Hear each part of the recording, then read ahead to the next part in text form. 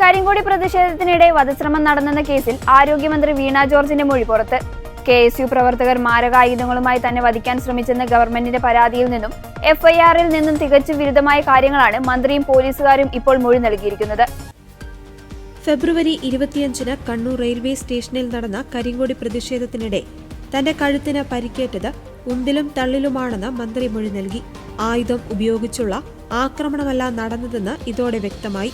ഇതിനു പിന്നാലെ കേസിൽ സാക്ഷികളായ പോലീസ് ഉദ്യോഗസ്ഥരും നിർണായക മൊഴി നൽകി. KSU പ്രവർത്തകരുടെ കയ്യിൽ മാരകായുധങ്ങൾ ഉണ്ടായിരുന്നില്ലെന്നാണ് grade SI Prakash, SI Anuroop, CPO Akhil എന്നിവർ മൊഴി നൽകിയത്. മന്ത്രിയെ കൊലപ്പെടുത്തുവാൻ ലക്ഷ്യമിട്ട് മാരകായുധങ്ങളുമായി ആക്രമിച്ചെന്നായിരുന്നു ഗൺമാൻ നൽകിയ പരാതിയുടെ അടിസ്ഥാനത്തിൽ പോലീസ് രജിസ്റ്റർ ചെയ്ത FIR. എന്നാൽ മന്ത്രിയുടെ പുതിയ മൊഴി ഈ FIR-നെ ദുർബലമാക്കുന്നതാണ്. സംഭവ ദിവസം പരിക്കേറ്റതിനെ തുടർന്ന് മന്ത്രിയെ തീവ്രപരിചരണ വിഭാഗത്തിൽ പ്രവേശിപ്പിച്ചത് വലിയ രാഷ്ട്രീയ വിവാദങ്ങൾക്ക് വഴിവെച്ചിരുന്നു.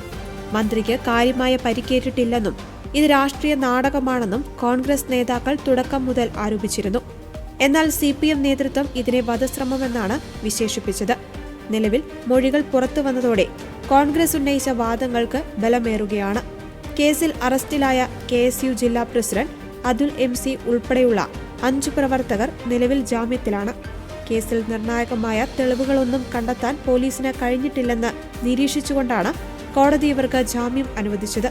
പുതിയ മൊഴികളുടെ പശ്ചാത്തലത്തിൽ കേസിന്റെ ഗതി തന്നെ മാറിയേക്കാം.